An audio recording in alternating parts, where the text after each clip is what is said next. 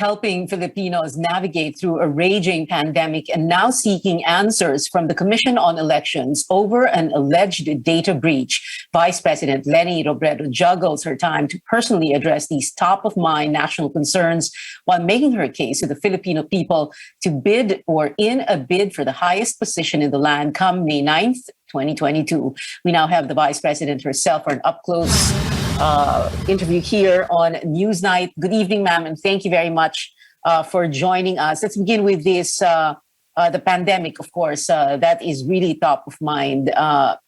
We understand that you don't like the or appreciate the government policy of no vaccination, no ride. As a matter of fact, you say what is important is to ramp up vaccination. What we need to do is to inform and incentivize. Can you explain more about that? You know, Pia, we have been having Vaccine Express in many parts of the country. And from our experience, hindi kailangan takutan eh. From our experience, kailangan mo lang talagang tiyagaan to educate people. You have to make sure that yung vaccination accessible to them. And pangatlo, talagang to incentivize. I will give you a very specific example. We did the vaccination in Capas Tarlac for the Aita community. Before we went, we were already being warned that ayaw ng Aita community magpabakuna. Pero when we went, talagang we worked with the local government unit, sinundo sila, nagbigay kami ng mga food packs, nagbigay kami ng mga other incentives. And you know, the turnout was very, very good. And we have not just done that in Capas, but we have been doing that elsewhere. So para sa akin, dapat sana yung vaccination, hindi siya lalabas na paparusahan ka kung hindi ka bakunado. Pero talagang we go out of our way and exert our best effort to really educate, to really bring the vaccination where people are and provide incentives. You brought up this issue about bringing the vaccination to people, no? And that is something I remember in late December when I interviewed Charlie Galvez, and he was saying that that could be a logistical challenge for the LGUs in lalo na sa far-flung areas. Can you talk about that? Totoong logistical challenge siya, Pia, pero government should not do it alone. Our Vaccine Express initiatives, we were able to do a lot of things because we have been partnering with the private sector. Sa amin, Pia, hindi siya naging mahirap. Hindi siya naging mahirap because all our initiatives has really been a collaboration, not just between our office and the private sector, but also with the local government unit. Okay. Ma'am, about a week, was that a week or 2 weeks ago, I remember you were very upset with allegations on social media that one of your daughters had skipped or cut quarantine or something or other. And also, after Christmas, before New Year's, ang daming nagalit doon sa Poblacion Girl and yung isa pa, no? Pero nakasuhan din naman yung dalawa. The question here is, how should we move forward on something like this when there are, alleged blatant disregard for the rules? How do we appeal to Filipinos, to our citizens to, parang integrity yan eh. Pwede na, integrity is what you do even when no one is looking, right?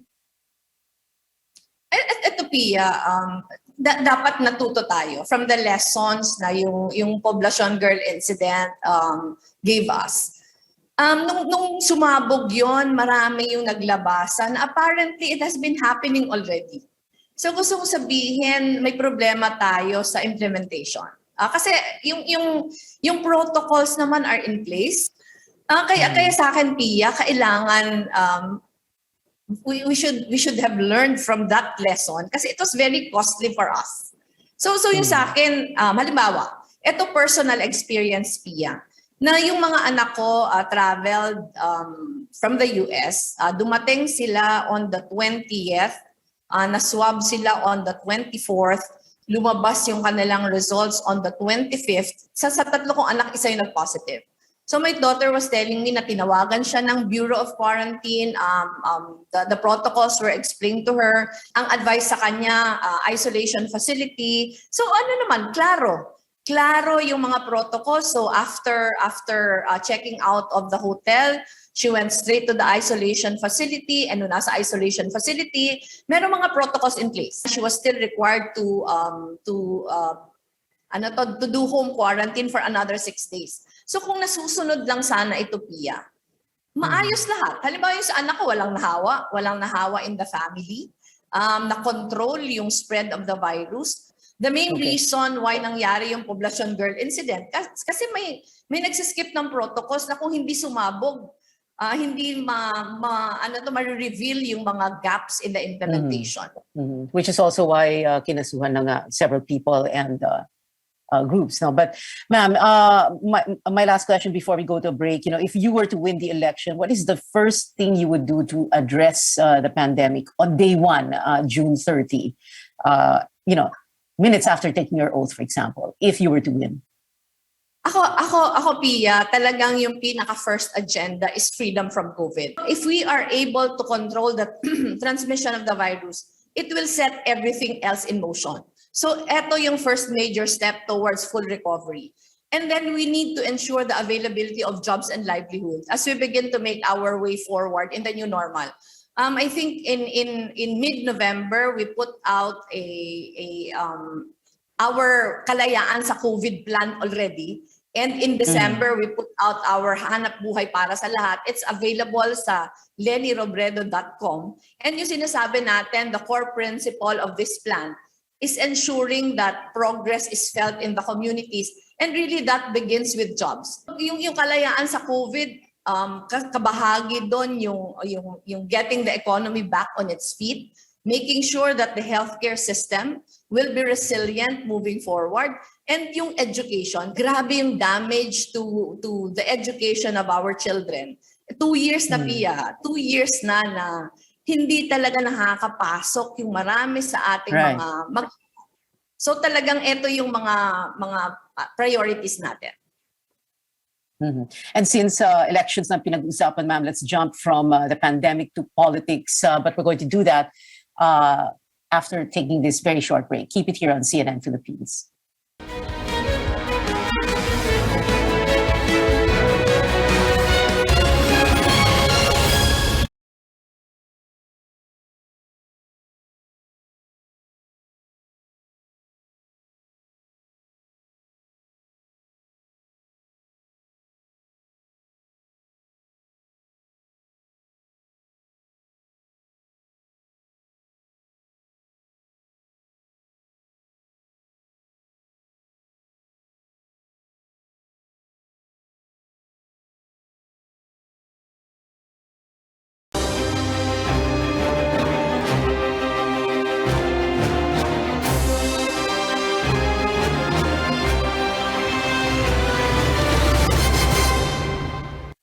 Welcome back. This is Up Close with the presidential aspirant VP Leni Robredo.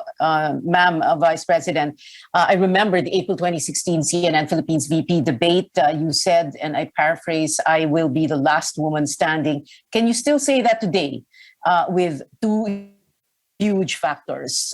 Very popular, if you look at the pre-campaign surveys, a very popular Bongbong Marcos and the pandemic. Can you say the same thing right now? Most definitely, Pia. Unang-una, I am the only woman candidate again, just as I was when I ran for the vice presidency. And number 2, my record will speak for itself. Ang dami kong binagdaanan in the last 5.5 years that I was vice president. And nakatayo pa din ako ngayon, Pia. At lumalaban pa din. Is, in your estimation, is Bongbong Marcos some sort of a Teflon candidate? Kasi parang ang dami ng binato sa kanya, kanya pa rin, nangunguna pa rin sa survey. Ano kasi, Pia, it's many different things. Unang-una, yung kanyang effort to really revise the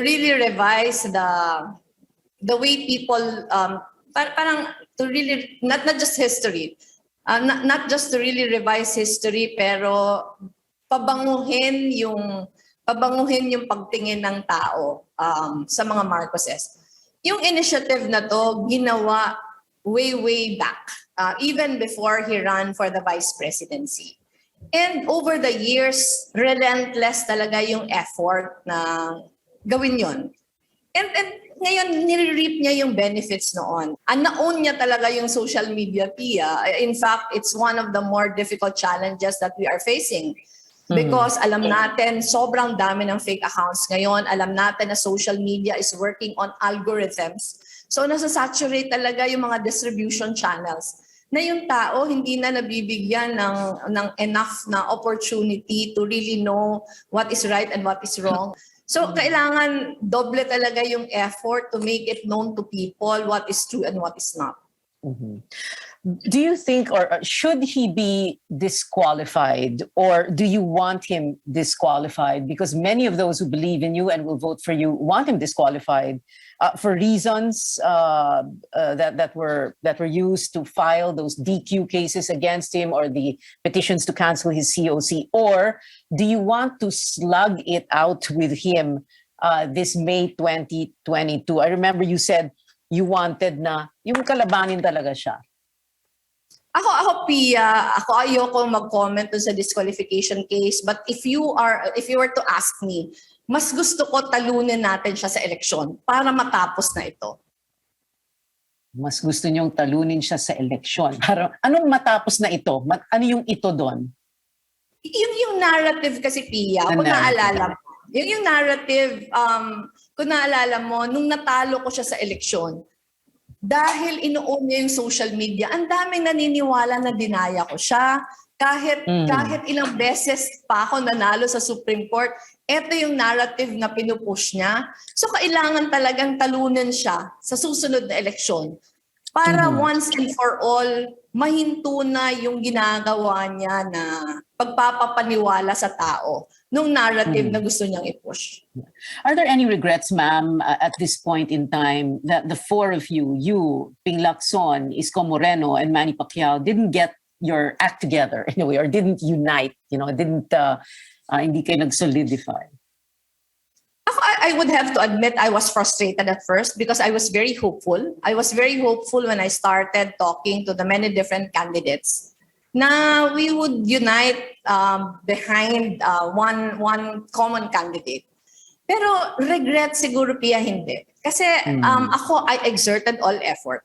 And after the talks failed, to a very large extent, I was successful in uniting not the presidential candidates, but the very many groups that are behind our candidacy now. Maraming ngayon mga volunteers, Pia, na iba-iba yung pinanggalingan. So sabi ko, if I was not able to unite the presidential candidates, at least ito, yung tao, yung sinusubukan natin na i-unite pang lalo. Pag-usapan natin sandali lang yung kampanya because there was this announcement that you have this new campaign slogan. So very briefly talk about that, but at the same time talk about that previous effort to kumbaga juxtapose you against President Duterte as the Tatay Digong, and then you were going to be the parang mother figure, the nanay, the ina. But that didn't work out ba? Yung naging problema namin when we started was that we were not prepared for the deluge of volunteers. And nung nagkaroon ng onslaught of volunteers, our first decision was to give them as much elbow room as possible, as much independence as possible to chart the kind of campaign that they want. Yun sana yung gusto natin, really to make it an honest to goodness people's movement. Pero yung naging problema lang nun, Pia, kasi dahil iba-iba yung pinanggalingan ng mga grupo, kanya-kanya din yung messaging na ginagawa. So yung nanay was an initiative of one group, yung Let Lenny Lead was an initiative of another group. Iba-iba yung mga messaging na pinupush. So ang nangyari dito, parang ang observation, naging sobrang mixed yung signals, diluted yung messaging. That is why in December, we had to decide on just one. that will encapsulate everything that we want to convey. Okay. In the middle of this investigation that's going to happen on this alleged COMELEC hacking incident, are you still confident about the elections? Because as a candidate, you submit yourself to the process, to the system. You won in 2016. It's the same, practically the same system. So, andyan pa po ba yung kumpiyansa ninyo? Ako, it's worrying. Ako, I have to admit, Pia, na it's worrying. That's why the first day that we learned of an alleged hacking incident, naglabas kami ng statement ni Senator Kiko urging COMELEC to conduct a full-blown investigation and to really ensure na yung integrity ng system is in place. Kasi gaya na sabi mo, syempre cause for worry siya kung na-hack ito kasi unang-una kung i-hack ano yung dahilan. So kung ang dahilan is to meddle with the with the integrity of the elections, it is worrying not just for us candidates pero syempre for the electorate. Kasi yung gusto lang naman natin masiguro na yung boses ng tao yung madadala. So yung sa akin, it is enough reason for us to stay vigilant. Kailangan talagang tutukan natin yung buong proseso just to make sure na kung ano yung will ng tao, yun yung lalabas during the elections. Yes, that is the most important. Ma'am, we have a minute to go, and I know this may not sound like a very fair question to you, but it's so important, especially because people's attention spans are so short, and we don't always have the luxury of time to explain everything. But there are three big things here. One, the economy, reviving the economy. Two, the war on corruption and the war on drugs, which were the centerpieces of the Duterte administration. So my question here would be, and if you can, put it in one minute capsule, what is it that you're going to do in the first 100 days? One, to revive the economy. Two, I'm sure you want to continue this war on corruption. And three, how are you going to reimagine this war on drugs? Ako yung number one, Pia, naglabas na ako yung hanap buhay para sa lahat and kalayaan sa COVID plan. Nandun yung lahat na detalye. But at the core of a more long-term view are the goals na stopping corruption, investing in the Filipino, taking advantage of available technology. So parang it should encapsulate everything after we control the pandemic. Pero yung sa drugs, I will pursue it with as much vigor. Pero yung programa, hindi gaya ng nangyayari ngayon. When I was ICAD chair for 18 days, I already submitted a comprehensive plan on how to do it. And pag nabigyan ako ng pagkakataon, yun yung gagawin ko. Meron na ako nito ng point by point, step by step, kung paano gagawin. But the war on drugs should be pursued with as much vigor. Pero absent what has been happening now na maraming patayan. Vice President Leni Robredo, presidential aspirant for May 2022. Ma'am, thank you so much for the time you gave us tonight. Salamat po, ma'am.